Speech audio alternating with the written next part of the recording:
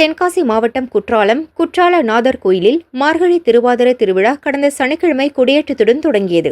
விழாவின் முக்கிய நிகழ்வான பஞ்சமூர்த்திகள் தேர்பவனி உலா இன்று காலை வெகு விமரிசையாக நடைபெற்றது. முன்னதாக பஞ்சமூர்த்திகள் அலங்கரிக்கப்பட்ட 5 தேர்களில் தனித்தனியாக எழுந்தருளினர். ஏராளமான பக்தர்கள் தேரினை வடம்பிடித்து இழுக்க வீதி உலா புறப்பாடு நடைபெற்றது. ஆருத்ரா தாண்டவ தீபாராதனை வைபவம் வரும் 13ஆம் தேதி நடக்கிறது. குற்றாலம் வந்த ஐயப்ப பக்தர்கள் உட்பட திரளானோர் தேரை வடம்பிடித்து இழுத்து பக்தி பரவசம் அடைந்தனர்.